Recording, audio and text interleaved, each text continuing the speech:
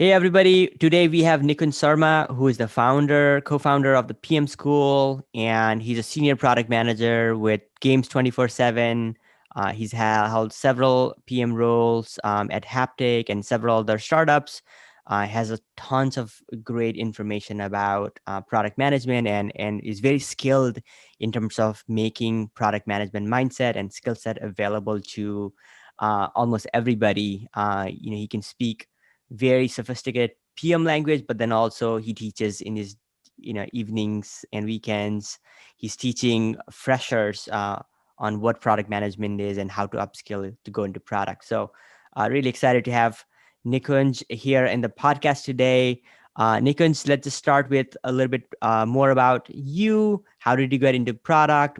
What do you do currently? And we'll go from there. For sure, for sure. First of all, Vivek, thank you for having me. Hello, everyone. Super nice to interact with Vivek and the Agile Coach team here. I've been working in product for the last larger part of 8 years of my career. I got into product management accidentally. I joined an early stage startup, and at that stage, I didn't know what product management was. For me, it was joining a nascent setup wherein I'm basically a fish in a pond rather than being a fish in the ocean. And the intention was to expose myself to different skill sets and then maybe naturally go deep into a certain sort of profile. That's where I got the task of being a product manager early stage at this startup called Purple Squirrel. From then on, I've never looked back. I've worked at B2C companies largely as part of my career narrative, except Haptic, wherein we were looking at a B2B SaaS platform. Mm-hmm. Uh, I'm a senior product manager at Game 24/7, where I look at retention, early top of the funnel metrics for users who install our app and trying to convert them to real money cash gaming players. Nice. Essentially, yeah, I reach out to Vivek because obviously we found mutual synergies since I run PM School. Product Management School is basically a platform for anyone and everyone who's trying to crack into product management as the first role. Nice. Thank you. Because I actually don't know. We've known each other for a while, but I actually don't know, how did you get into that first role? Like you said, you mistakenly got into product management, but like, what was that like? Tell us the story. How did you meet the company? What did you tell them? How did they hire you? Like, So there were a bunch of these five graduates. In fact, these guys were younger than me. I was like 1 year senior to them, and they yeah. were starting this company wherein they wanted it to be a marketplace for people to upskill themselves, Mm, and they were to hire product manager. That time, obviously, the role was super niche compared to how mainstream it is today, mm-hmm. and I guess even they were not sure whether they needed a product manager. The VC, the people who funded them told them that they need a product guy to basically manage the engineers and designers. And they Mm, had, of course, I'm guessing it was just like one interview with the co-founder, and even he yeah. didn't know. And they just wanted to sort of someone sincere. For them, I think the priority was if the guy seemed hardworking and sincere, let's get it. Yeah. And Yeah. Yeah. even though a larger part of my narrative there was product management, I did do all sorts of different things. But majorly, our main sort of first quarterly goal was to build this marketplace wherein you can go and book these industry visits and basically book like a session. Say you are a mechanical engineer, right? And you are learning a Mm-hmm. certain, go book an industry visit to a Volkswagen plant out here. Or if you are a comp science engineer, you can go out and say build like a app with a workshop company over the weekends. That's Mm, basically skill development activities is what they were. nice. Yeah, no, that's great. Nikunj, today we're gonna jump right into, like, we've got three topics. We've got one topic around metrics. We've got another topic around retention, and the third thing that we want to talk to you about is product market fit and the acquisition funnel, the experiments. So those are the three main topics that we have. So let's just dive right into metrics. So we can start with like launching a product. Let's just kind of go with the checklist, and then what kind of metrics come in. So let's just kind of start there. You first, even though obviously before we go about defining a metrics, we need to figure who are we targeting, right? PG. Mm, Uh, mm, the question: who's the user persona? If you have a mm, sense of who your user is, obviously you might have certain assumptions that you will go mm, and validate. But the idea is if you have certain parameters about the user, you will then Mm. figure the channel where you will target your users. So step one Gotcha. is figuring where your users spend maximum time. People generally start traditionally looking at paid marketing channels, Facebook, Google Ads, and Mm. maybe you're setting up a website, right? That's Mm. one. But you need to also think about activities or events where your users will spend time with respect to the use case you are serving. Right? For Yeah. example, at PM school, rather than going after your traditional channels, we realized that, hey, who's our ideal student? A person who's in his final year MBA, a person Mm. who's in a college, right? They are Mm-hmm. looking at the profiles. So rather Mm. than going with an approach of throwing the blind, we went to colleges and we started doing these webinars. So essentially, Mm-hmm. we did like 4 webinars every month with Mm-hmm. colleges. That's why Mm-hmm. you are targeting the target pool specific to the product that you are building, right? Mm. And it's like obviously similar to that, whatever product or service you have, right? You figure where does your users spend maximum time and try to build on top of that channel. You can obviously experiment with your conventional channels. I'm not saying not leveraging your Facebooks and Google ad platforms, but Mm-hmm. try to look at different sort of growth hack activities wherein you can maybe do some B2B tie-ups. Today, Yeah. we are trying to reach out to companies which have Mm-hmm. digital ecosystem teams, right? Say, think Mm-hmm. of players which have like 100, 120 odd people as part of the engineering team. They would need product management as a skill set. Not even though they might not want to transition into PM roles, they would need some basic sort of sanity understanding of how products, especially freshers or new team members, which Mm-hmm. need a ramp up time to understand how digital products are built, right? So we try to sort of reduce that ramp up time. That's our pitch to a lot of companies that Mm-hmm. Yeah. and So Nikunj, on that one, so that that's for your. So what does, like, let's just maybe take one more example of, like, in the gaming space, like, so let's say Rummy is a game. So like for that, how do you go about finding, oh, where do they spend their time, and how to reach that target user persona? So you obviously start with certain assumption. Hey, Mm-hmm. who are naturally are Rummy players? You have Mm-hmm. a certain type of users who would want to spend and have that paying propensity based Mm. on the basis. These are parameters you feed into your algorithm as part of your acquisition funnel, and then Mm-hmm. eventually. You try to optimize your funnels, right? Top of the funnel, it's about users who land on the Play Store page, or maybe users who land on a landing page. Say 100 users land on a landing page, how many of them end up downloading your app? That's like step one, the metric you'll look at. Yep. Then say 40 users download your app, then 40% Mm. conversion, step one. Out of Yeah. those 40 users, how many end up signing up on your app? That's like showing intent, right? High quality. Say Yep. 20 Yep. users, that's 20% conversion from step one. That's 100 users landing on the web page, Mm. 40 users downloading and 20 users signing up. That's like Mm. step one, acquisition funnel. Mm. Then going deeper into it, you want users to realize the value of why your product exists, right? That is, end users maybe playing a rummy game. Mm. That's basic validation of sorts. The person understands the game, or the user going another step deeper and adding cash to his wallet, wherein he goes and plays a cash game. That's like super conversion for us. We call that conversion in our ecosystem. Right? Mm. Mm. That's again the second most important metric as part of in a step-by-step user's life cycle. Signing up, then how many people convert on a day-to-day basis, and you try to analyze your conversions on a cohort to cohort basis. What Mm. I mean cohort is think of a cohort as a group of users with a certain property. You can Mm. define it as users who landed on the app or signed up on a Mm. certain day. In here, you are defining cohort by event and cohort by time.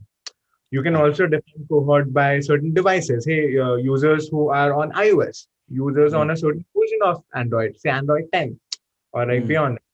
You Got you. cohort looking at a segment of users with certain properties, and you figure if there are certain patterns that arise, and those Mm. insights can help you leverage top of the your acquisition funnels if you want to run your campaigns in a certain way, or the communication or copy that you send out to users for acquisition, and down Mm. the funnel. So if you have more data about your users, then you can obviously nudge them, direct them towards gameplay in a certain manner. Got you. Got you. No. So you said, first of all, we talked about the conversion metrics, and you said you start with the assumption, right? So I really like that, because you're saying you still don't know. Let's go with the best guess. If you word it like an assumption, you might test those assumptions, right? And then you look at the funnels, how many people go into the landing page, and then how many go into the sign up, and then how many people go from signing up to playing a game. Having the aha moment, saying, "Oh, like this is a good product. Now I want to actually load some money in." And that's where you're measuring that. And you're pretty much on doing that. You're kind of testing your assumptions. And then on top of that, you kind of said cohort analysis. You said with events, you can do that, and you can do that with devices. I kind of had a little bit of question about, okay, when you are defining with events, what does that look like? I'm not sure about the events. Can you clarify on that? Let's think of any user action. It could be a Mm, click, could be a certain sort of page the user lands on. Say sign up with mm, an email. A mm, user keeps his details and then clicks on sign up. That's one email. mm, It could be users start the training part like onboarding journey and they click on a video to understand how the game is played. So mm. that's a game. So for you events are certain actions that users take with your product on your product. Got you. And I'm trying to imagine this, right? I'm trying to, like, I'm building a product, and I'm doing some sort of cohort analysis for people who are downloading the app and signing up, creating all this. So how do you manage? Do you just create a campaign around this? Like, because you can do it with devices, you can do it with events, but like, what do you actually end up doing? How do you manage those So, things? so you start very globally because Mm, from day one you don't really know what parameters are essential for you. At mm, day one, sure. you're trying to keep going. If you have done a lot of user research, you're better placed in figuring what your right cohort is. Mm, But let's take an assumption you don't know shit, mm, and you're starting with a global cohort of users who are signing up on your app on a certain day. Then mm, you start collecting more and more data on your product for your users. This data then gives you a pattern of sorts, right? Hey, I acquired 100 users. Of those, 80 users are from a certain location. mm, 60 users are from a certain device. All of this mm, data is basis mm, it. Have that obviously insight that hey, majority of my users fall into a certain sort of parameter or cohort which has a certain property. got Basis you. that, then you plug that in as part of your acquisition strategy. That hey, now rather Got you. than you building a generic campaign, let me go with a narrow-minded approach and target that particular location as I've got that information from the first set of users I've acquired. Makes sense. Makes sense. Makes sense. Perfect. No, thanks for clarifying that. And I'm sure that this will be helpful for the audience too. So, great. So, yeah, let's go back to the launching a product plan. So, what else? What is this important in terms of like testing, doing QA, rollout plan? Let's just kind of talk about that. Okay. So essentially, a fundamental question is who are we launching the particular MVP or product for? Mm, How would you launch, and mm-hmm, what are the set of features you are launching? mm, Basically, that's basically a question if you know what the outcome is for, right? So mm, if you're launching here, it could be a very sort of easier launch compared to launching a product wherein you need to do market research and really figure who the competitors are, pricing, and a lot of other factors also come into play. So mm-hmm, just to sort of conclude, it's about the TG. You figure out the set of users you want to launch to. If at an mm, early stage you're not super confident, and ideally the ideal way is to do like some beta tests. You might do it first and do like a alpha with your internal team members, friends, and family. Get some feedback. Then do like a beta test with external users. That is, these days you have platforms like user testing, or you can sort of put out your product on Product Hunt and ask people publicly to review and give you feedback. Right. mm. So that's a Gotcha. very sort of mechanic way of collecting feedback. Once you're sure, again, then assuming you already have a set of users who are using a Mm, certain, then you try to then launch to a certain percentage of those users, wherein you know that delta impact is not negative for your business. If you, mm. as you more and more confident in the journey, you then roll it out to the larger base step by step. Yeah. So when you say the delta is not negative to your company, like is that in terms of like perceived what the product does, funding? What is how do you measure that, or what do you mean by that delta? on a fundamental level, when you're launching a product, you have a certain goal in mind. A Mm, short-term goal could be here looking at engagement or retention. A long-term mm, goal would be got you. around revenue, right? So Mm, you have that goal in mind. You're looking at when I launch this product, if everything works fine in the ideal utopian scenario, this is what I gain. But mm, if the worst case scenario, things do not go as planned, what do I stand to lose? You have to look at both mm. sides. You Yes. can be biased. That's how, as a PM, you have to calculate, guesstimate the loss if things not Mm, planned, and what are the possibilities, right? You look at both ends of the spectrum. For example, mm, if I'm launching a certain product to my user base who's already using another product of mine, right? mm-hmm, What is the possibility of them then not using my other product and service as well, right? What, mm, what is the impact there? If I see that hey, there's a lead, they might just drop off.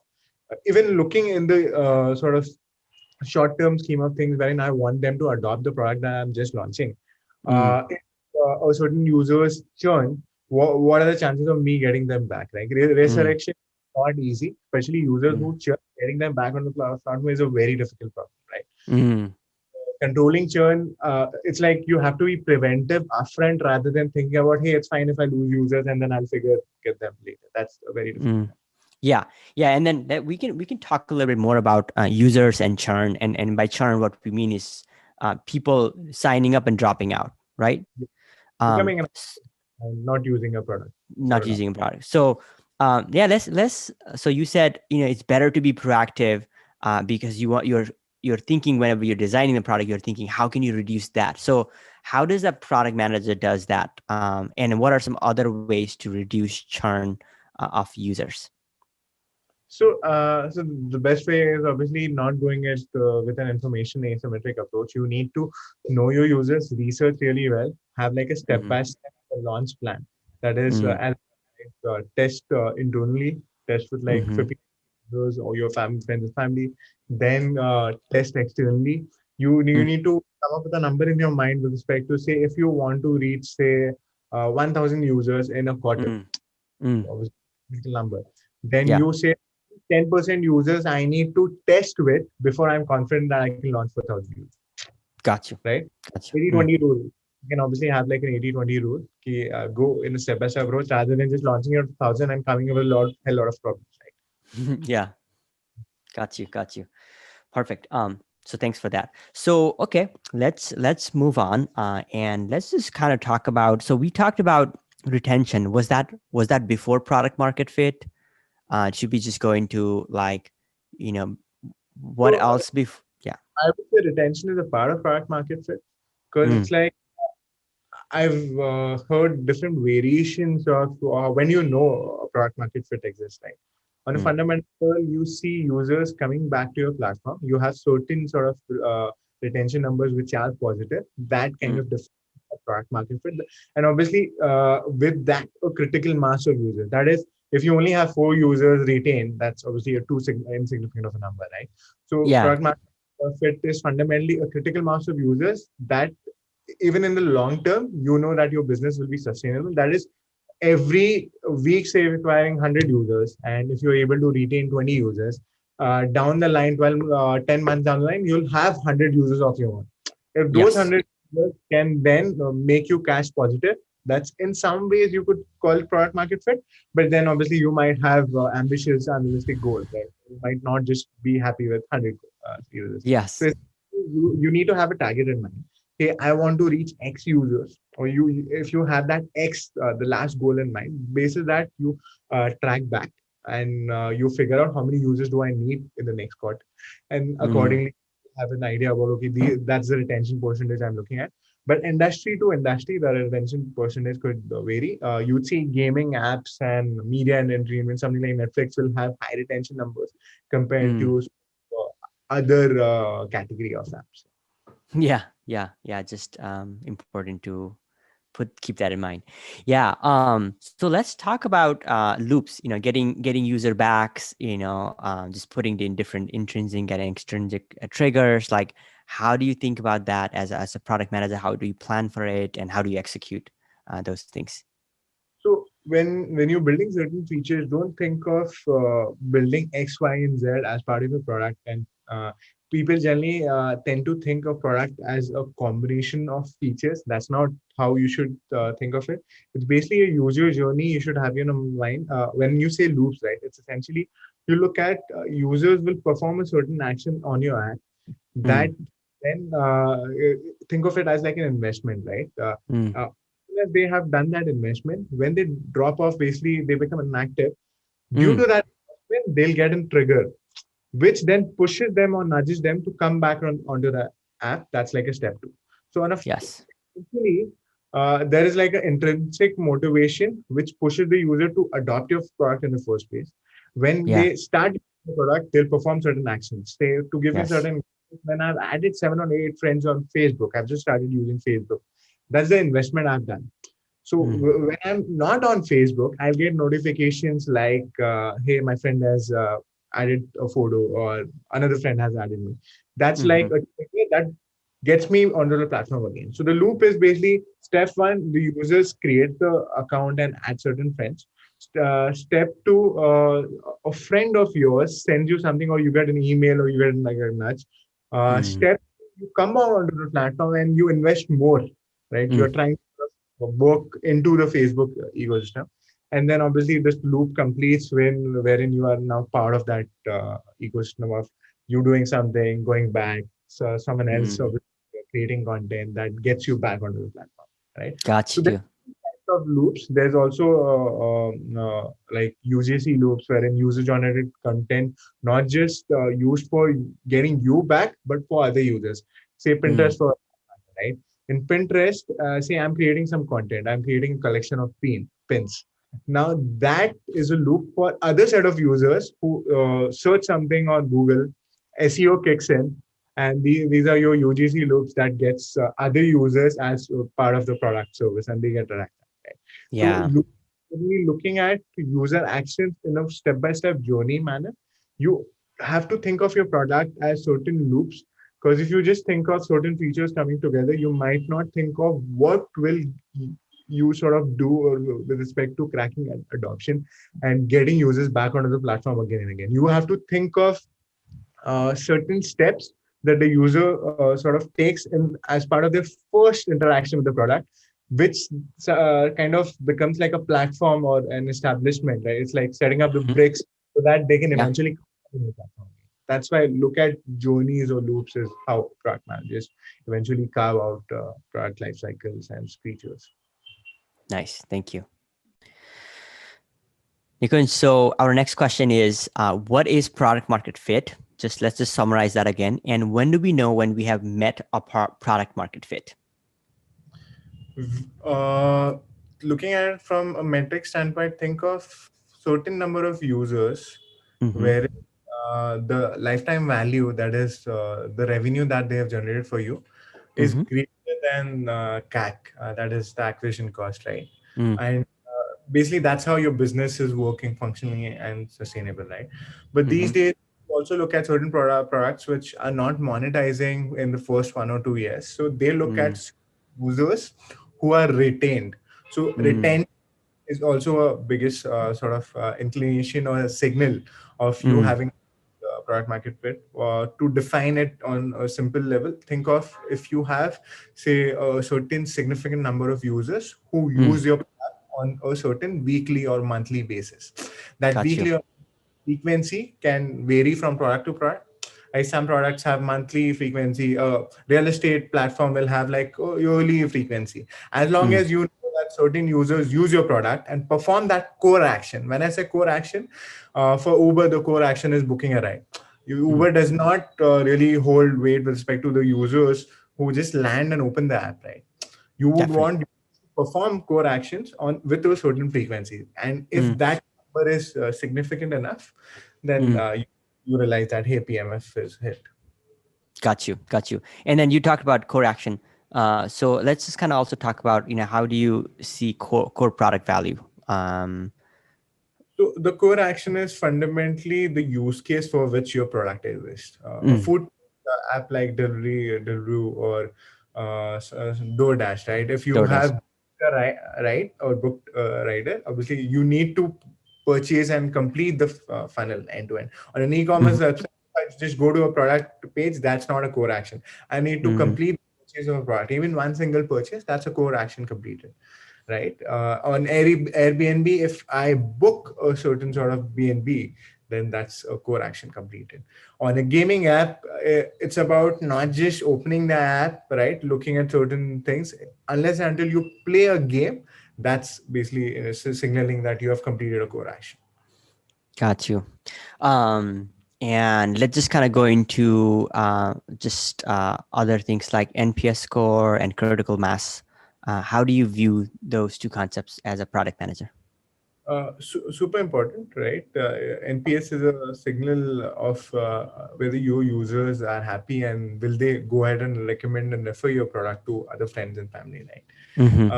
Not just look at NPS in a silo. You'll have to look at your product behavior metrics, as I said, retention, engagement, your Mm-hmm. active users, and how they are engaging with the app. And you also look at NPS with the same feature. Because with NPS, the biggest problem is the way you ask that question, that could be misleading. Like a lot Mm. of people have written on how NPS is kind of a false metric, but it's helpful. I won't say, in fact, I'm super neutral towards NPS. I'd say don't just look at NPS as the only metric. Look at other metrics also where users have given you feedback in your product journey, inactively or say actively, passively. Got you.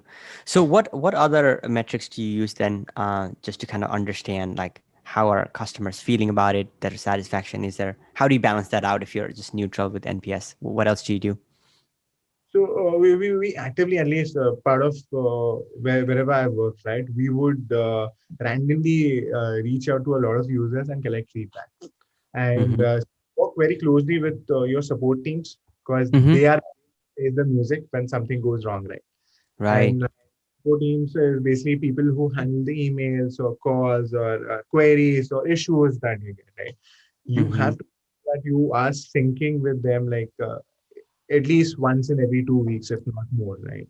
The idea Yeah. is you get a sense of what's happening with users' problems and queries. You cannot just look at a chart and figure, hey, this is the problem, but Yeah. try to be close to CS, especially the part of the experience that you own as a product manager. Please like and subscribe if you enjoyed this video. We'll be sure to come back with more exciting videos on Agile topics.